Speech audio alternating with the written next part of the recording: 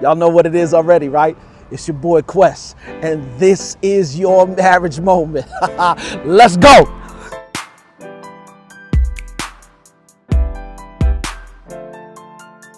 What up, y'all? Welcome to another edition of Marriage Moments. And for those who you're watching for the first time, I'm your boy Quest, man.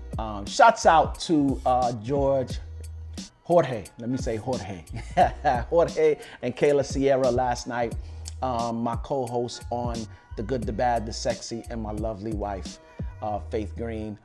We had a very good conversation last night on what is the best gift that you can give your spouse. And we came to the conclusion that the best gift that you could give your spouse is your transformation, right? Your transformation for the better, getting better in some way, shape, or form. And that leads me to today. Always in our marriages, for real, if not for our spouse, if not for anything else, at least for ourselves, we deserve to be better. And we should be the very best version of ourselves we can be. And what I found out is that when you become the very best version of yourself, it's contagious. Right? And the way that God ordained, marriage or the relationship to work, guess what? Your spouse is going to become better as a result of it as well.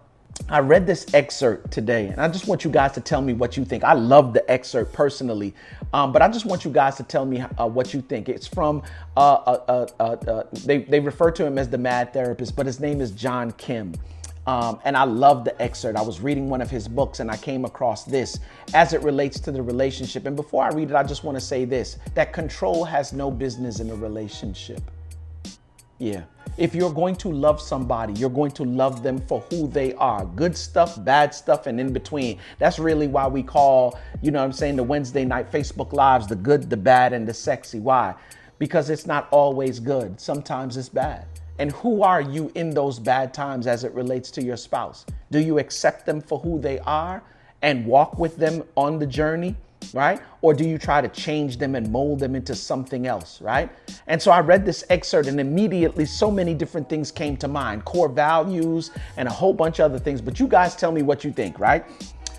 He wrote, "You will not take away my boys," right? AKA my guy friends, my fitness, my motorcycle, my alone time, everything that brought me joy before I met you.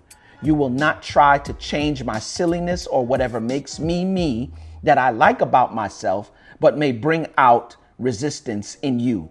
You will not expect me to be a certain way because you've read my blogs. You will not hold my words against me. You will accept me for who I am with all my defects and shortcomings. You will understand that I am in the process and on my own journey, just as you are in the process and on yours. You will be responsible for your own happiness as a byproduct of you becoming whole.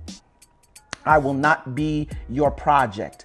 I will be someone you choose to love and to do life with, not around, every day. You will not keep me in the dark or in a box, right? You will tell me how you feel, even if it's not pretty. You will not pick which friends you will and will not introduce me to. If I'm in your life, I'm in your life all the way. Not a fraction, not a portion, all the way. You will not present me to the people around you as better than I am or different than I am because of your own insecurities. You will leave room for me to be me as you continue to be you. You will be my best friend, but not my only friend. You will shatter your image of what a couple should look like, how they should act, and what kind of friends they should have, and I will do the same. You don't have to agree with or like what I'm passionate about, but you must support me because whatever it is, it matters to me. You will have to deal with my bedhead, my night mouth, and my horrible sleeping patterns. And finally, I guess he threw this in there for humor, you will scratch my back. But I love it. And I love it for a number of reasons. Why? Because it is very indicative of 1 Corinthians 13. When you see it talk about all the things that love is, love holds no grudges. It holds no scorecard, right? It doesn't, is not puffed up. It doesn't behave itself unseemly, right? All these different things that love is right here in this in this excerpt, right? He's talking about loving me unconditionally as I love you unconditionally, right? And that's what marriage is all about, right? And I know some people may say, well, that's very controlling if you ask me. No, what it is that he has core values, and his core values are being expressed in this letter, right? But hey, don't take my word for it. Tell me what you guys think. You have the section below, comment in the section below. And as always, guys, you know what I say about this thing called marriage. From shaky to good, from good to great. Ultimately, what we want is phenomenal, but phenomenal don't just happen. It takes work.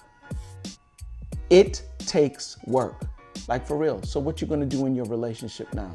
Are you gonna do the work? Do the work.